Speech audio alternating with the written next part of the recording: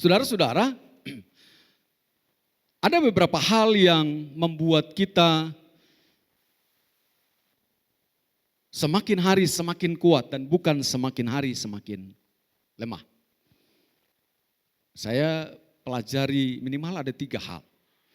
Hal yang pertama yang membuat semakin hari semakin membuat orang percaya semakin kuat di dalam Tuhan, walaupun menghadapi kehidupan yang berat, walaupun menghadapi badai hidup yang berlarut-larut kata Samuel tadi, persoalan hidup berlarut, persoalan yang peperangan yang dihadapi oleh keluarga Saul dengan keluarga Daud menjadi berlarut-larut.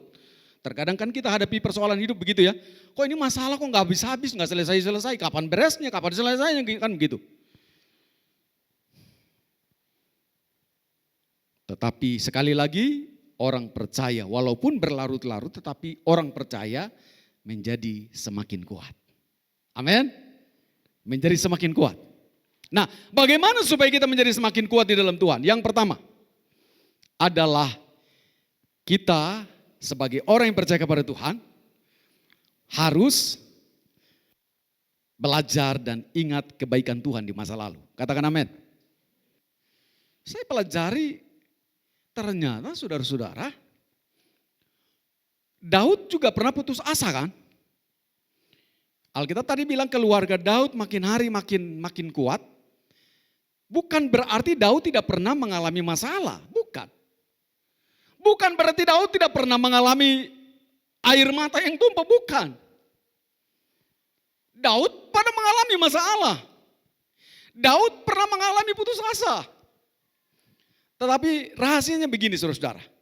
Pada waktu Daud dia mengalami keputusasaan, pada waktu Daud mengalami lemah, titik lemah, Daud datang kepada Tuhan dan Tuhan membangkitkan jiwa seorang gembala dari Daud dalam diri Daud.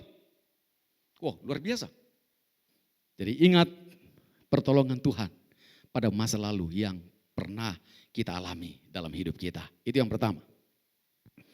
Kemudian hal yang kedua saudara-saudara yang membuat kita tetap kuat di dalam Tuhan menghadapi badai kehidupan yang terjadi, yang kita alami bahkan hari-hari sulit, masa-masa sulit yang ada sekarang ini adalah bahkan masa-masa yang akan datang adalah kita harus bergantung sepenuh kepada Tuhan. Katakan amin. Kita harus bergantung sepenuh kepada Tuhan. Kenapa kita harus bergantung sepenuh kepada Tuhan? Karena kita menyadari kita tidak mampu tanpa Tuhan. Siapa sih yang berkata, tanpa Tuhan saya bisa lah. Saya banyak uang, saya hebat, saya masih kuat. Secara manusia iya. Tetapi Tuhan sendiri dia bilang begini. Akulah pokok anggur yang benar. Di luar aku satupun kamu tidak bisa berbuat apa-apa. Injil Yohanes pasal 15 ayat yang kelima. Yesus sendiri bilang di luar aku kamu tidak bisa berbuat apa-apa. Berarti kita harus sadar bahwa tanpa Tuhan kita tidak bisa berbuat apa-apa. Yesus berkata di luar aku kamu tidak bisa berbuat apa-apa. Berarti kita harus sebagai orang-orang yang percaya kepada Tuhan, kita harus bergantung sepenuh kepada Tuhan. Bukan bergantung kepada kekuatan kita, bukan bergantung kepada kehebatan kita, bukan bergantung kepada harta benda kita, kekayaan kita, bukan bergantung kepada pangkat dan kedudukan kita, bukan bergantung kepada pengaruh kita oleh orang yang pengaruh dan sebagainya di dunia. Bukan. Bergantung sepenuh kepada Tuhan, itu yang menjadi kekuatan bagi orang percaya. Karena ada saat-saat di mana kita menjadi lemah, Tuhan pasti menolong kita. Tapi kalau kita tidak bergantung sepenuh kepada Tuhan, ya sudah. Ketika kita menjadi lemah, bukan Tuhan gak biarin, bukan. Bukan Tuhan biarin kita, bukan. Bukan Tuhan gak peduli kepada kita, bukan. Tapi salahnya adalah kita sendiri.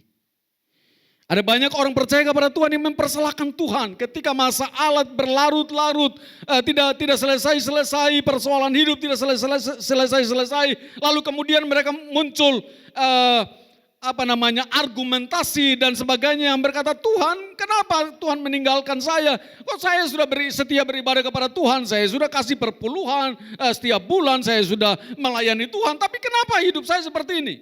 Kenapa Tuhan meninggalkan saya? Bukan, sesungguhnya bukan Tuhan meninggalkan kita, bukan? Bukan. Persoalan di mana? Persoalan kita tidak sungguh-sungguh bergantung sepenuh kepada Tuhan. Hari-hari, waktu-waktu yang akan datang, masalah mungkin semakin berat, yakin Tuhan pasti menolong kita juga. Dulu Tuhan menolong kita, hari ini Tuhan tolong kita. Hari-hari akan datang, masa-masa yang akan datang, Tuhan juga pasti tolong kita. Bergantung sepenuh kepada Tuhan.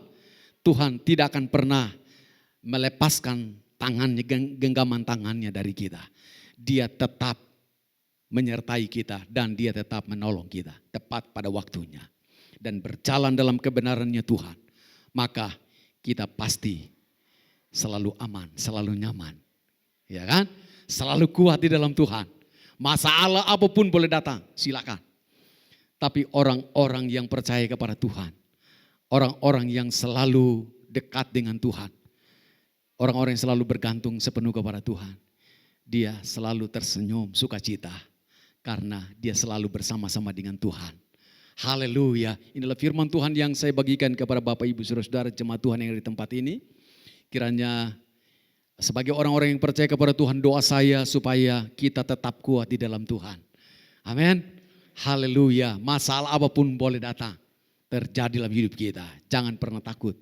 Tetap percaya. Kita orang-orang yang percaya kepada Tuhan, kita tidak boleh seperti keluarga Saul, makin hari makin lemah. Jangan. Kita harus menjadi keluarga Daud, semakin hari semakin kuat di dalam Tuhan. Ayat terakhir, saya tidak usah bacakan, nanti Bapak Ibu Saudara baca di Alkitab.